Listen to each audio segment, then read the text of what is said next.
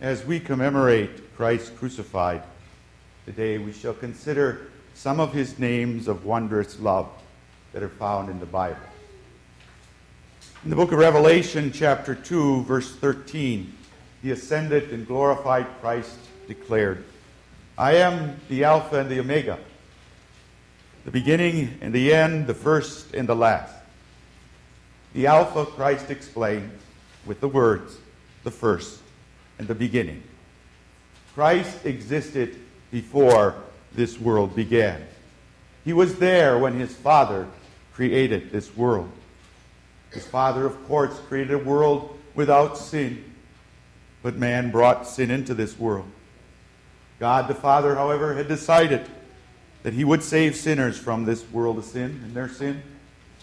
We don't really know how the dialogue went in eternity when God the Father said to God the Son, "Son, the only way to free mankind from sin's curse is for you to take on human flesh and put yourself in mankind's place. To become a speck of cells in a woman's womb and to be born a helpless child. To become man so that you could be the perfect substitute for all humankind. Not only the law, but also on the cross that all law-breaking sinners, that cross that we law-breaking sinners deserve." However, we do know the Son's response. It was willing obedience to his Father's plan and wondrous love for unlovable sinners. Love far beyond our comprehension. He became human and was given the name Emmanuel, which means God with us. Keep that in mind today as you consider Christ crucified. Look at him and hear the very Son of God tell you, "I let them tie me that I might untie you. The blood I shed on the cross is like a crimson scissors that cuts through the cords of sin, that bound you hand and foot to Satan and doomed you to hell. I suffered to set you free from sin, free from Satan, free from death, free to live for me on earth, free to live with me in heaven. I am the beginning of your life with God. I am God with you."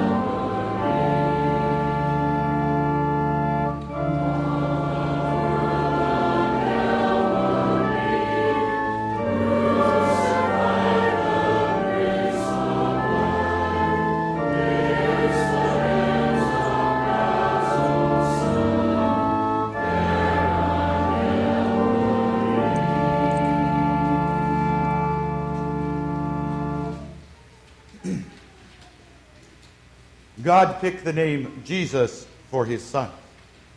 9 months before his birth, God sent an angel to tell his mother and later his foster father that God wanted that child to be named Jesus because he would save his people from their sin.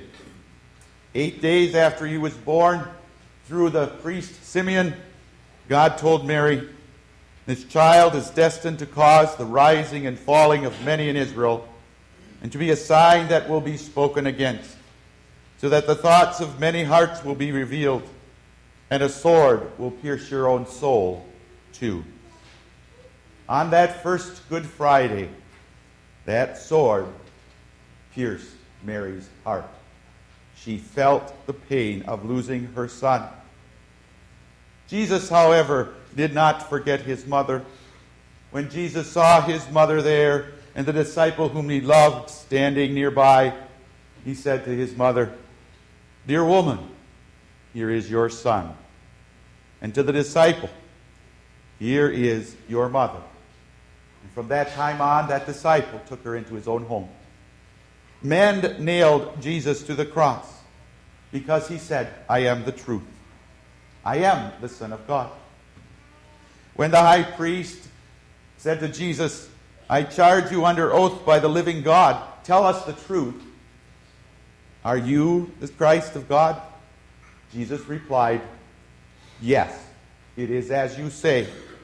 But I say to you all, in the future you will see the Son of Man standing at the right hand of the Mighty One and coming on clouds of heaven."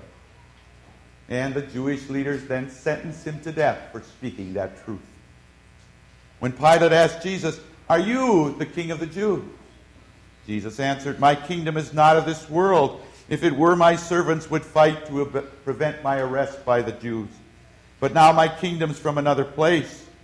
You're right in saying I am a king. In fact, for this reason I was born, and for this I came into the world, to testify to the truth. Everyone on the side of truth listens to me."